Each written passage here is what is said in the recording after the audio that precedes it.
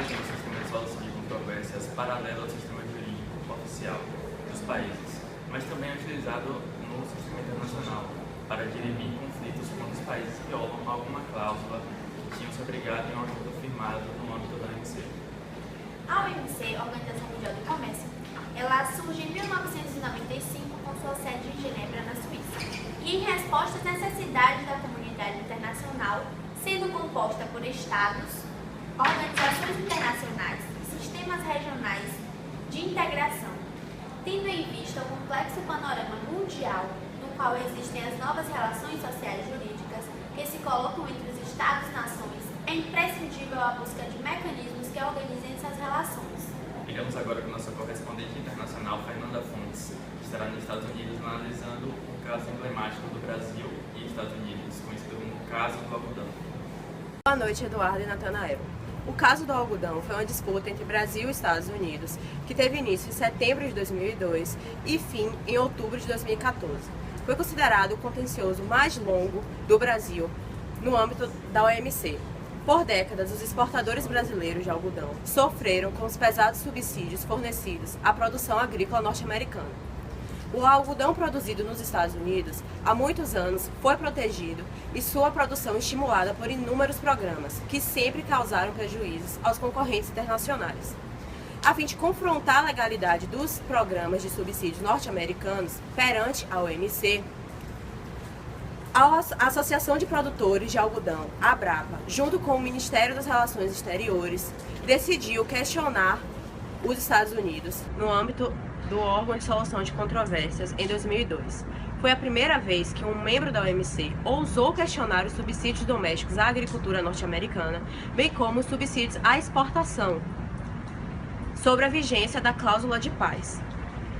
Nota-se que contestar incentivos à política agrícola no âmbito da OMC exige, além da demonstração do subsídio, a caracterização do dano realizado à economia doméstica, tarefa das mais complexas. No entanto, o Brasil conseguiu provar que a cláusula de paz havia sido violada pelos Estados Unidos.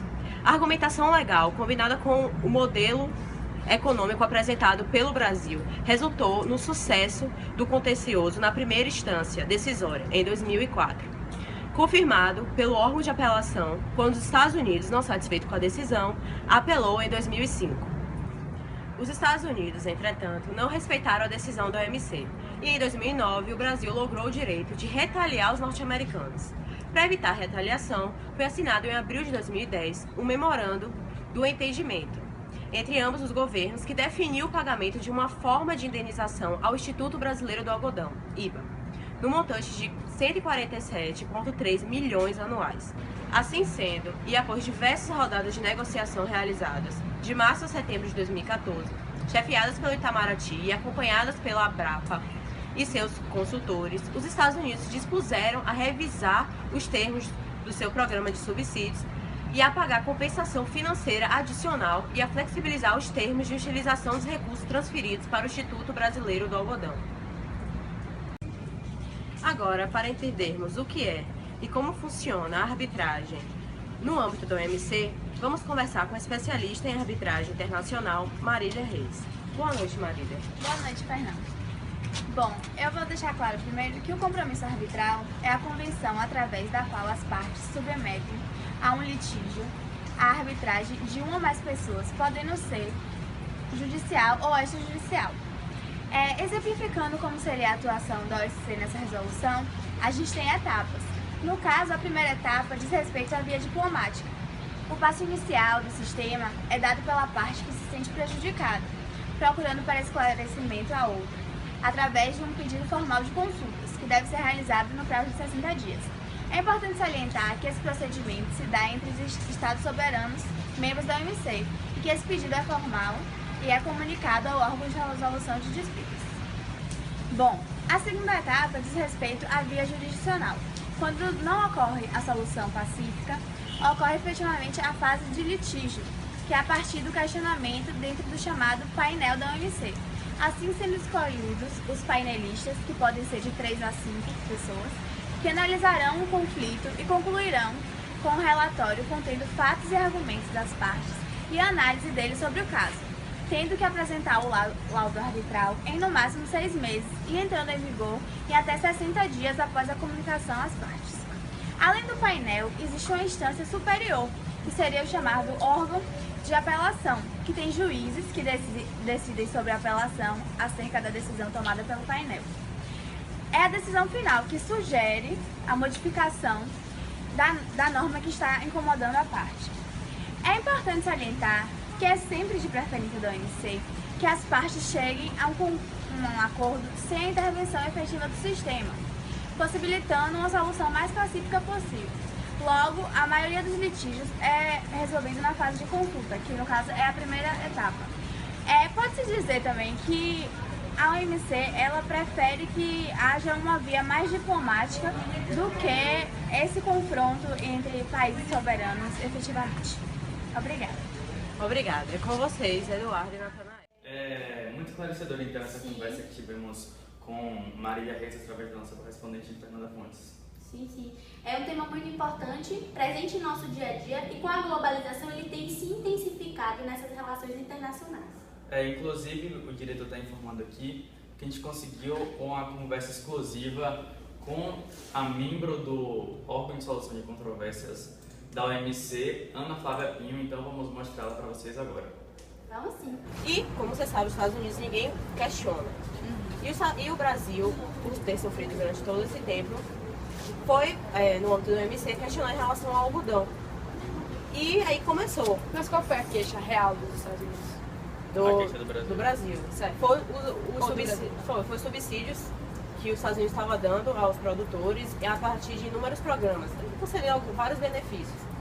E aí... Mas eles alegavam que a O gente estava algodão perdendo poderia competitividade ter para sido, vender competitividade. Tipo, muitos países entrar, porque os países como Porque eu acho que você tem que tratar, a partir o Estado tem que tratar o bem importado da mesma forma que ele trata o que ele produz. Na teoria, né? Que é um dos princípios que a OMC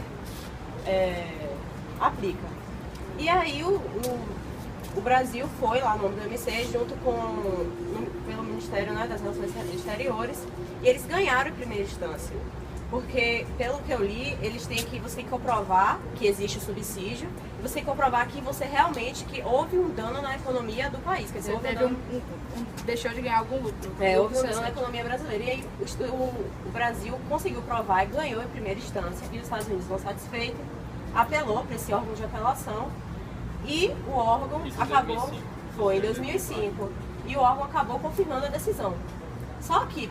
passados os anos, os Estados Unidos não cumpriu o acordo e abriu o direito para o Brasil retaliar. Quando abriu esse direito, os Estados Unidos tentou fazer um acordo com o Brasil para pagar uma indenização em determinado valor. Pronto, aí o Brasil segurou o direito de retaliação para esse acordo.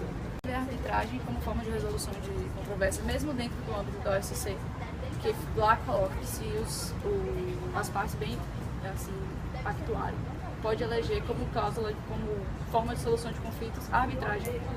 E aí diz que desde que tenha transparência de comunicar tanto as partes quanto os demais membros, etc. Enfim, tem alguns pré-requisitos, mas você elege isso como forma.